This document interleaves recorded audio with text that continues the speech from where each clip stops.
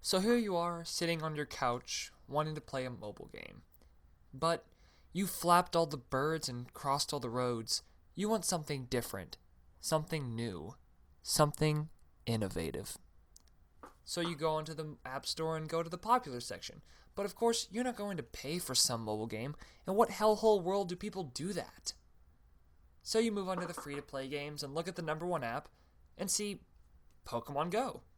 And you say, hey, I've heard of this before. October 2015, Pokemon, little creatures that I throw my balls at and make them my own personal slaves and that I put in little battles against other durable monsters. Let's try your number two.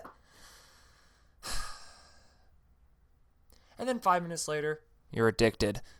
There's just so much to do. Pokestops, gyms, and all that you Pokemon! They're everywhere! And I want all their cuteness. I want it now! I'm gonna go catch them right now. Do it right now.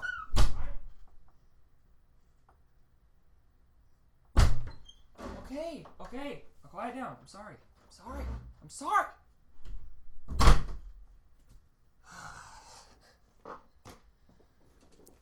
But then you realize, hey, isn't Pokemon a game that's been around for about 20 years? Maybe I should try playing those games too. I've heard about the new game Sun and Moon coming out. Maybe I should play those games. But how can I do that? I mean, there's 20 years of Pokemon. So many games. 720 Pokemon? There's no way I can do this. Well, you see, friend, that's why I'm here to help. Hello, everybody. My name is Neoland, but you can call me Neo, and welcome to the Pokemon Rundown. 20 years of Pokemon in one video. Now, you're probably looking at this runtime on the video like, holy crap, insert time here. Minutes? That's really long. Okay, first off, that is most definitely what she said.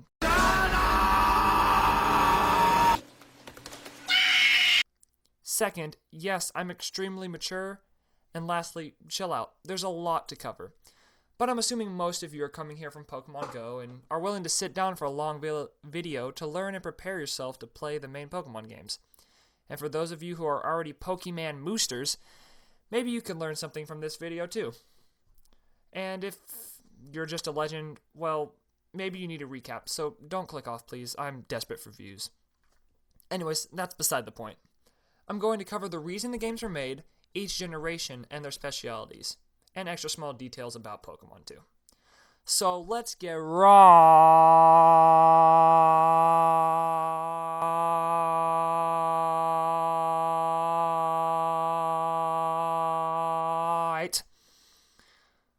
into the rundown.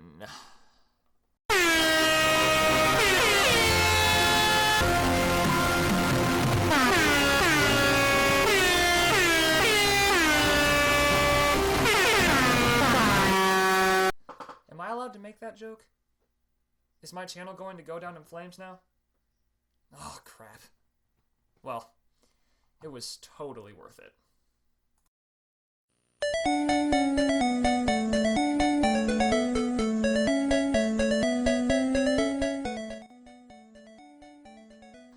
We live in the 21st century, where everything we want is just a click or two away.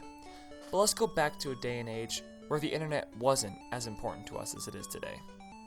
Wi-Fi was a strange term, and video games were just making their mark on the world. Let's go to Tokyo, 1970s. Meet Satoshi Tajiri, the man behind the name of Pokemon. Satoshi grew up with a passion, and that passion was catching/collecting bugs. Because of this obsession with bugs, he gained the name Dr. Bug among his peers. He then went on to school and began taking classes. He soon found his love for video games and started skipping classes to spend more time playing games. He was at the arcade so much that one store gave him a full-size Space Invaders game to take home.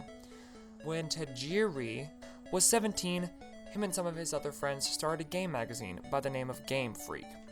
One contributor, Ken Sugimori, is to this day the illustrator and designer of all the Pokemon characters and design aspects of the games. Once the magazine started selling modestly, Tajiri decided to start making video games. Game Freak began to make games in partnership with Sega and Nintendo, creating multiple different games, 2 of which went into the Mario franchise.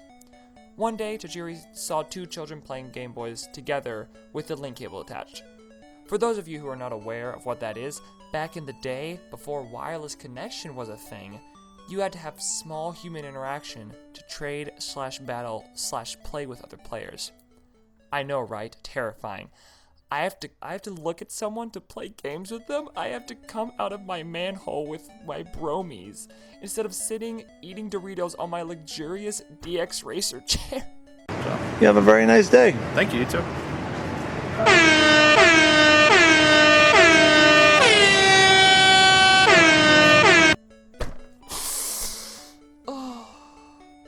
By the way, this video is not sponsored by DX Racer, but if you want to sponsor me, please do. Like, seriously do. Also, I'm not making fun of gamers. I am one myself, you know. Anyways, Tajiri imagined bugs traveling through the cable, and thus the legend of Pokemon was born. Tajiri pitched the idea to Nintendo, and they funded the games. He spent 6 years making Red and Green for the original Game Boy. He had some help from his friends, Ken Sugimori, the artist, Junichi Masuda, the music, and Shigeru Miyamoto, the creator of Mario, Legend of Zelda, and Donkey Kong. Tajiri respected Miyamoto extremely, and he named the main character and his rival after them too, being Satoshi and Shigeru.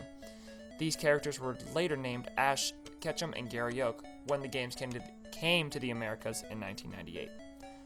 Okay, I hope you enjoyed that history lesson. You probably didn't. So, now it's time to tell you the story of Generation 1 games, Pokemon Red, Blue, Green, and Yellow.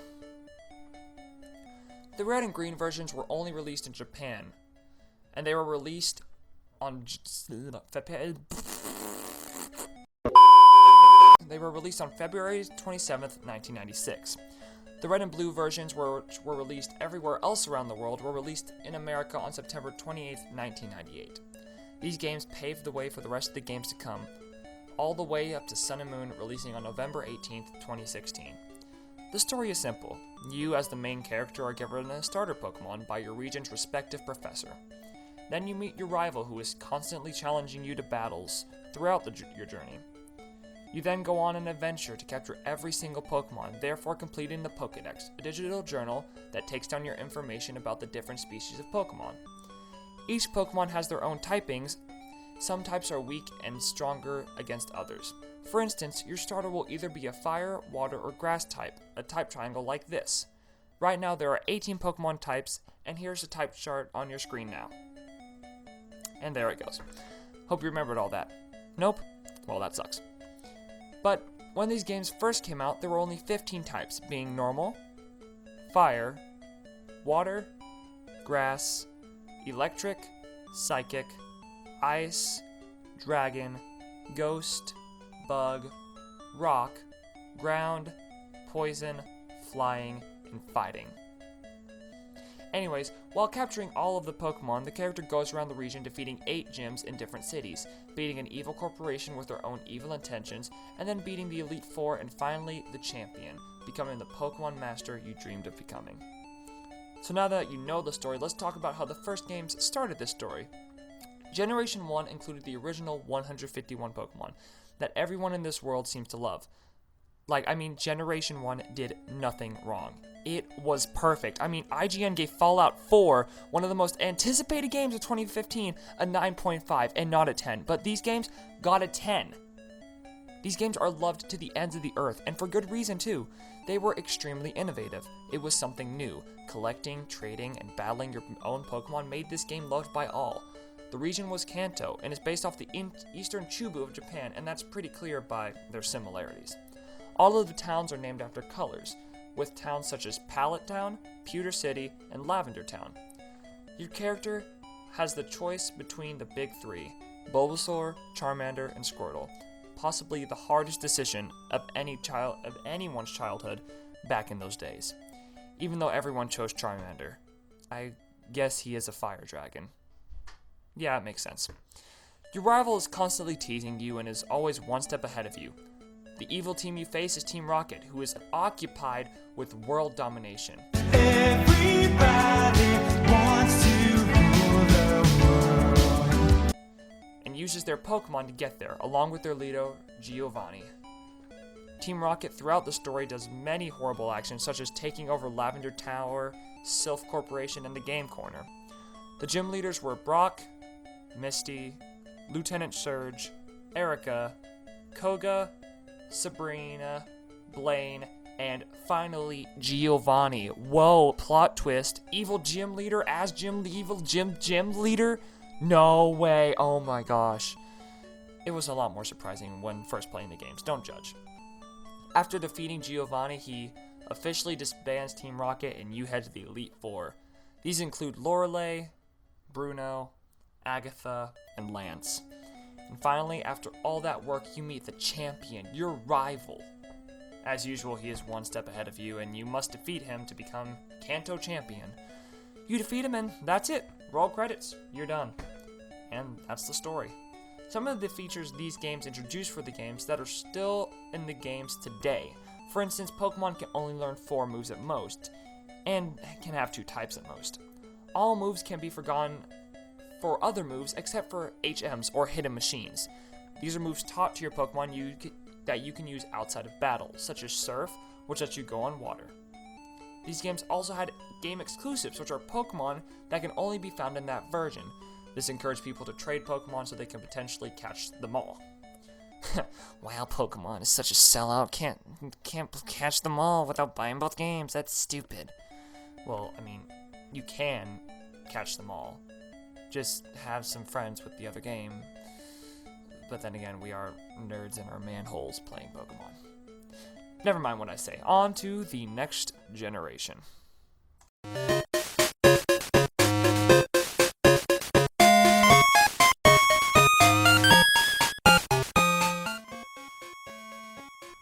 What does a company do after they make a hit game? What every other company does. Make a crappy sequel.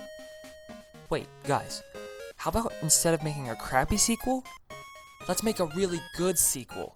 And along with that, let's make 2 of them. I was thinking about just making some crappy ones, but sure, we can try that.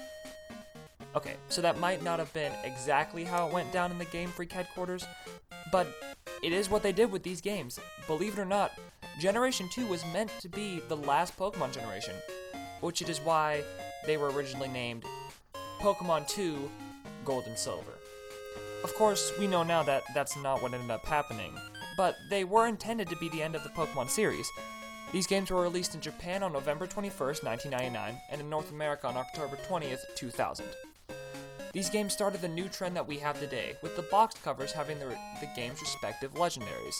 These games having Ho and Lugia instead of having the final evolutions of the starters like Generation 1 did. The gameplay was like the same as Red and Blue, but with a new story. You now live in Johto instead of Kanto. There is still a respective professor, this time being Professor Elm, who gives you either Chikorita, Cyndaquil, or Totodile. You meet your rival, who this time is a criminal who stole his Pokemon from Professor Elm. The gym leaders consist of Faulkner, Bugsy, Whitney, Morty, Jasmine, Chuck, Price, and Claire. There is also an Elite Four consisting of Will, a previous gym leader from last generation, Koga, Bruno, also from last generation, and Karen. Finally, you reach the champion, also from the last generation, being Lance.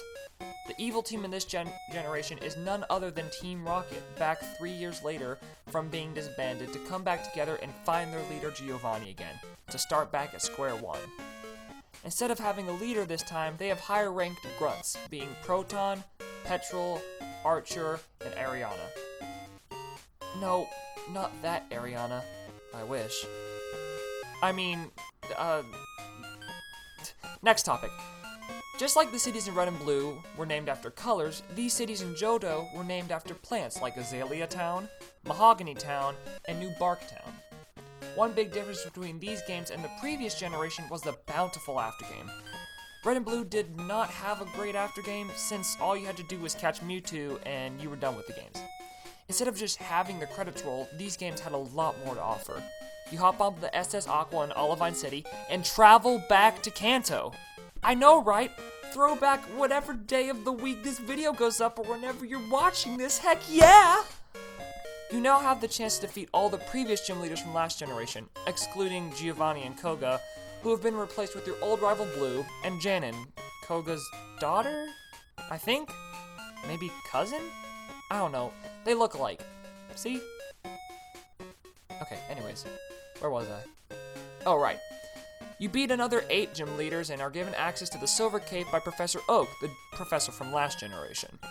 You travel to the end of the cave to find a familiar-looking character, and when he turns around to talk to you, all he says is this.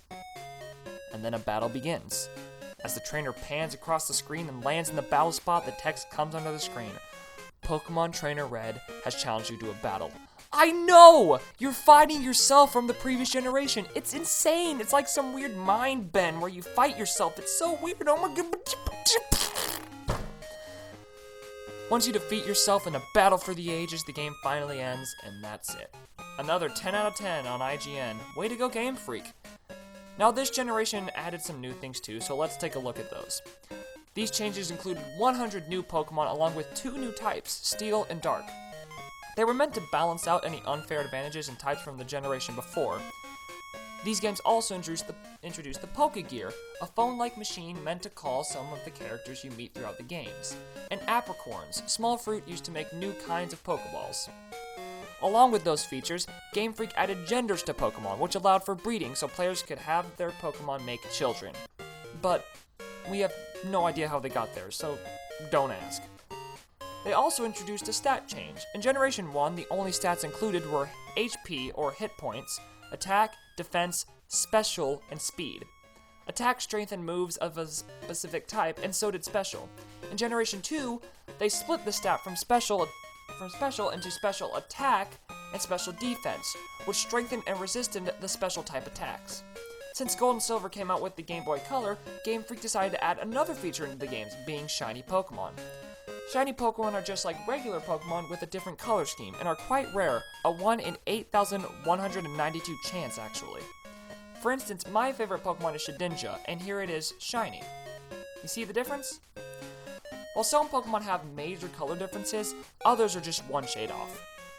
Lastly, Gold and Silver introduced Pokerus, a disease that Pokemon can get that doubles the experience gained by them for a certain amount of time. Finding a Pokemon with Pokerus is rarer than finding a shiny Pokemon, since you have a 1 in 21,845 chance of finding a Pokemon with Pokerus. Oh, and Pokemon also started making third games in generations, such as Pokemon Crystal, which lasted for a while. But I won't be covering those that much, since the story is majorly similar. And with all those features out of the way, let's move right on to the next generation.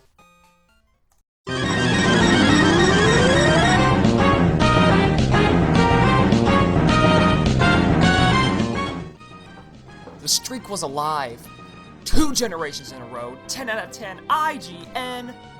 You gotta keep it up, Pokemon. You got this. 3 out of 3. Here we go. Let's do it.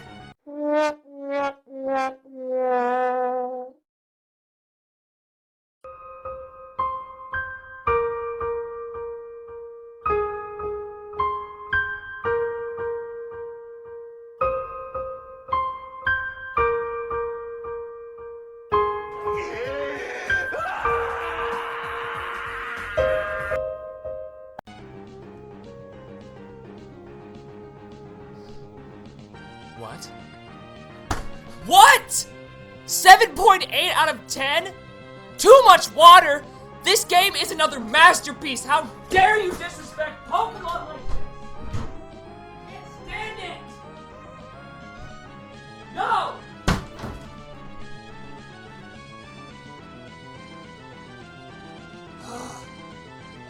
Sitting back down. Come on, man. Okay, I realize that this rating went to the remakes of these games, but it's still relevant. The comment on too much water is a shot at the region in which you play the game, so don't judge me. The game's actually got a 9.5 out of 10, so they still did well, but whatever, I'm still mad. Speaking of remakes, this generation began a new type of the main series games, which included remakes. The first remakes were Fire Red and Leaf Green, which were, of course, remakes of the first Pokemon games, Red and Green. They were relatively similar with extra islands to the east of Kanto that you could go to that included Pokemon from Generations 2 and 3. Of course, these games were made along with the third game in Gen 3 games, which was Pokemon Emerald. Now that that's out of the way, let's talk about the Generation 3 games and how they changed the overarching scheme of the game. These games were Pokemon Ruby and Sapphire. They took place in the Hoenn region, the region that had way too much water. Yes, I'm still a little bit salty. Whatever. The professor for this region was Professor Birch. Birch. Get out the way! Get out the way! Birch. Get out the way! And he gave you the choice between the three starters Trico, Torchic, and Mudkip. Your rival's name was either Brendan or May, depending on the gender of character you chose, and for the first time, they're not complete jerks to you. They're pretty nice and are worried about your Pokemon rather than stomping you into the ground. This game added 135 new Pokemon, making the Pokemon count a full 800, my goodness. Where did that come from? 386. Definitely getting there, my goodness. The box legendaries for these games were Groudon, the Guardian of the Land, and Kyogre, the Guardian of the Seas.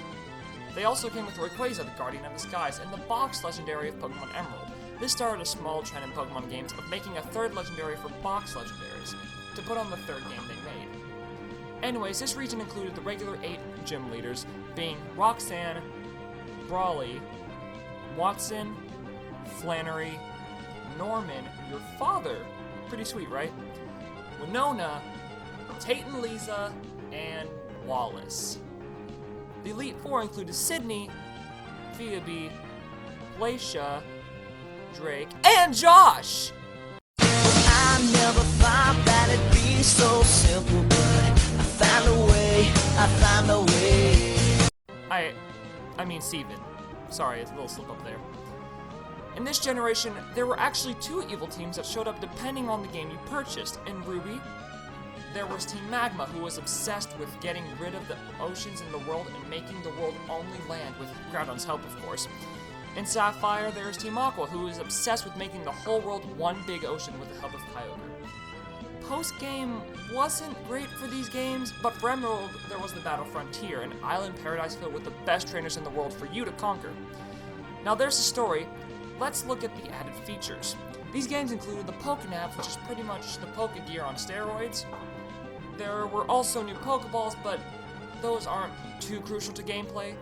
Now, some of the biggest things that these games added were abilities, natures, double battles, and stat changes. This really put the competitive Pokemon branch into motion. Abilities are extra buffs that Pokemon get in a sense. Some abilities include Levitate, which allow your Pokemon to be immune to ground-type moves, or an ability that makes stab moves, the same type attack bonus moves, boosted by 50% when at low health. Along with that, natures were introduced. There are 25 different natures that boost and lower different stats by 10%. For instance, Adamant boosts the attack stat by 10% and lowers the special attack by 10%. They also introduced EVs and IVs in these games, but those are difficult to understand, so I would suggest checking out a competitive Pokemon video if you're interested in that. But after you finish this video, of course, please stay.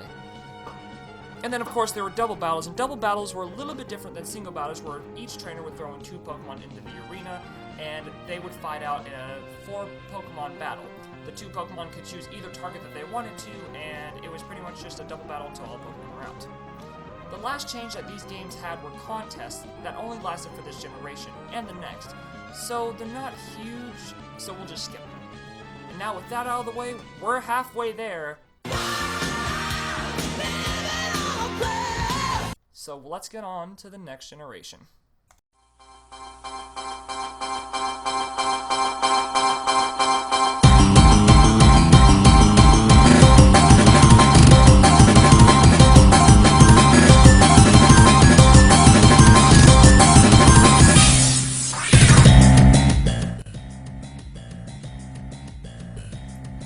Pokemon has always been about evolving, getting better, getting stronger. Which is why Diamond and Pearl got an 8.5 out of 10 on IGN.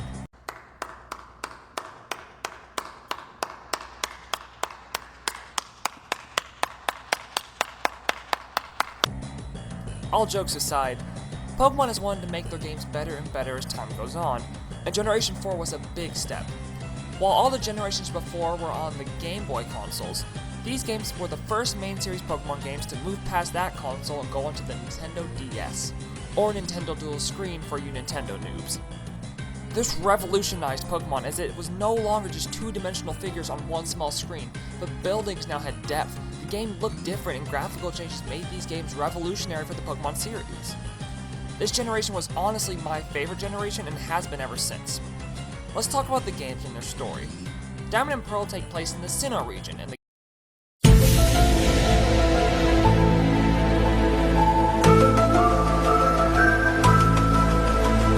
Diamond and Pearl take place in the Sinnoh region.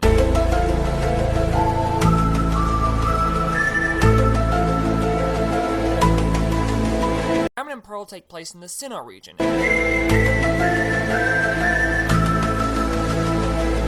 Diamond and Pearl take place in the Sinnoh region. Sinnoh region. Sinnoh region. Sinnoh.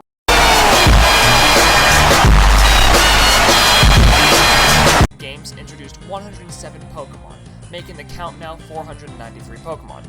This region's professor was Professor Rowan, and he gave you the choice of either Turtwig, Chimchar, or Piplup. Piplup, no M. The box legendaries were Dialga, Ruler of Time for Diamond, and Palkia, Ruler of Space for Pearl. The third game, Platinum, had the legendary Giratina as its box legendary, with its new distortion form. The 8 gym leaders are Rourke, Gardenia, Maylene, Crasher Wake, Fantina, Byron, Candace, and Volkner. The Elite Four consisted of Aaron, Bertha, Flint, and Lucian. And finally, the champion of this region was Cynthia, the first girl champion of the Pokemon games. Yay, gender equality! Take that, men! Women can win at Pokemon too! Ha! The evil team in this generation is Team Galactic, and they have much more evil intentions than the past evil teams. Cyrus, their leader, wants to destroy the world and create a new world to correct all the mistakes made by the stupid human beings, as Cyrus puts it. He almost does this with Dialga and Palkia until you stop him, of course. Now on to the features. One of the biggest focuses for this generation was the wireless communication between players around the world. Wi-Fi battles were now operational with the Wi-Fi connection and the GTS opened up, the global trading system. Contests were still there, but then again, they were still unimportant. There was also another remake of the Pokegear, this time called the Poketch. It had the same features, but this time with more apps that did different things like tracking steps, flipping coins, and other small actions. These games were also compatible with the Gen 3 games, which allowed you to transport your old Pokemon to the new games. Then the remakes of Gold and Silver came, Heart Gold and Soul Silver. These remakes were taken extremely well and had some new features that absolutely everyone adored. The game was very similar, but had the bottom screen used as a start screen, which made the game a lot more easy to access. It also included the Pokewalker, which was a device that tried to get people to walk for Pokemon. Let's just say it didn't do as well as Pokemon Go. The last feature in Heart Gold and Soul Silver was one that people have asked for ever since its creation, Pokemon following you. Everyone loved it. It was awesome to see your Pokemon just walking behind you, just following you the whole time through the game. It was really cool, but it hasn't brought it back since then. And that wraps up Generation 4. Let's move on to Generation 5. Hey guys, this is post-editing Neo talking here. I was going over my Generation 4 rundown, and I realized that I forgot to talk about one of the biggest things that was added in Generation 4 competitive-wise. I was talking about the wireless communications and a bunch of other features, but I didn't talk about the biggest thing in Generation 4 that was added, so before you guys kill me for not doing that, let me just talk about that real quick. In Generation 4, moves were no longer either special or attack based off type. They were special or attack based off the move itself, so they were either given a physical or special designation. So for instance, no longer were fire type moves just special and fighting type moves physical. For now, it wouldn't make sense that a fire punch would be a special move when they are physically punching the other Pokemon. So they decided to designate specific moves with specific stats. So from now on in the generations, a fire punch would be a physical type attack and would have to do with this attack stat.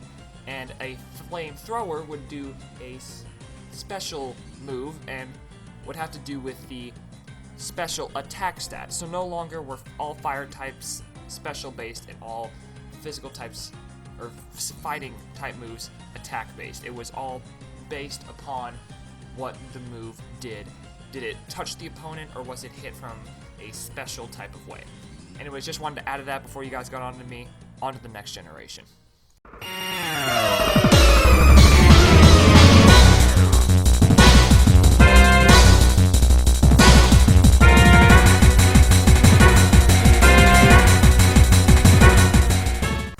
People wonder, how long will Pokemon actually last? And I wonder the same. When or will Pokemon actually die out? And with the Pokemon Go success, I don't think it's ever gonna end. And if it is, it's nowhere near where we are now. I mean, I'm here making a video on it because I know it ain't dying anytime soon, man. So, what's next for Pokemon? We know there's gotta be more, and there was. Pokemon Black and White. How dare you make racial innuendos in Pokemon games? My 11-and-a-half-year-old will never play this game. Hashtag save the children. These games really didn't add much. I mean, there was the most Pokemon in this region called Unova, but we have to realize with more quantity becomes less quality. This region introduced 156 new Pokemon, a new record when it came to new Pokemon. This made the count 649 Pokemon now. And we got some amazing designs, like, I mean, top-notch Chipotomon, guys, top-notch.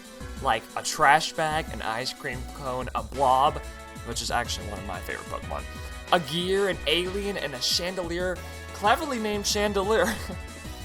So yeah, I mean, I'm not here to judge, yes I am, but I did like these games. I didn't hate these games, I just didn't like these designs. There were some good Pokemon, but there were definitely some bad ones. The box legendaries were Zekrom for white and Reshiram for black, because color differences. The box legendaries for Black 2 and White 2 was a new form of Kyurem, the third legendary that was merged with Zekrom and Reshiram. The region professor was Professor Juniper, keeping up that gender equality. She offered you a choice of the starters Snivy, Tepig, and Oshawott.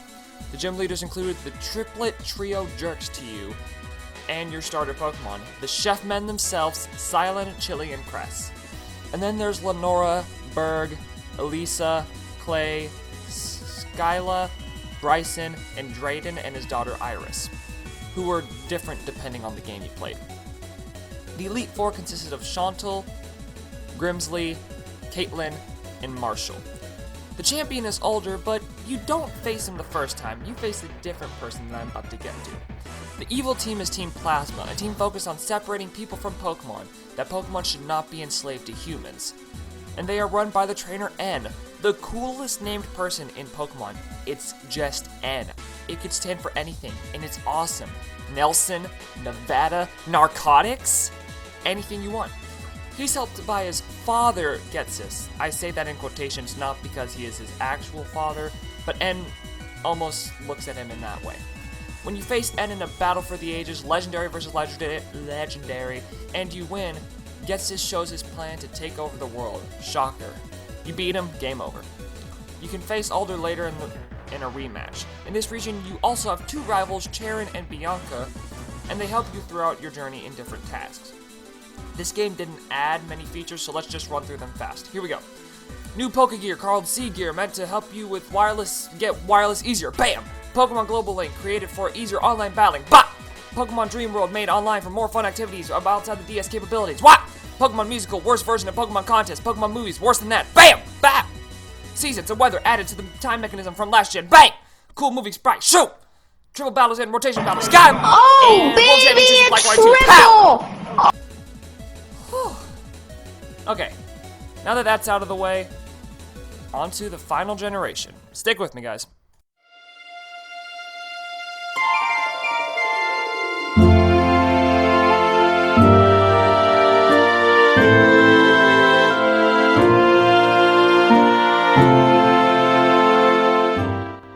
Here we are, the end of the Pokemon series. I feel like we've all learned something about ourselves here. Like we've all grown. Humor me for a second. We all started here, little plebeians, learning about Pokemon together.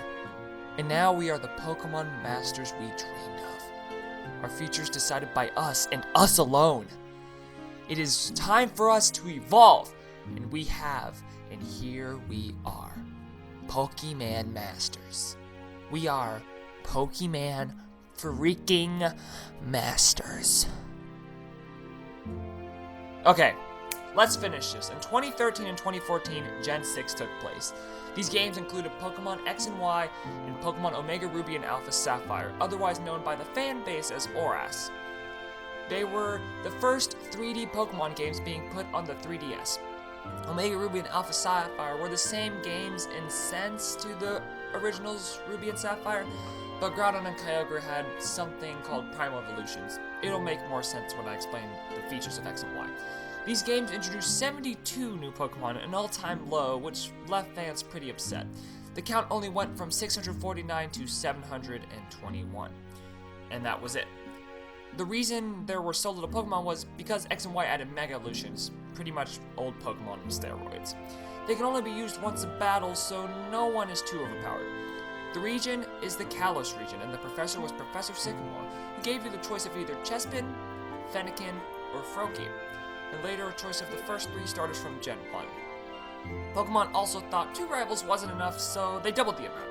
You had Shauna, Trevor, Tierno, and either Callum or Serena, depending on the gender of character you chose.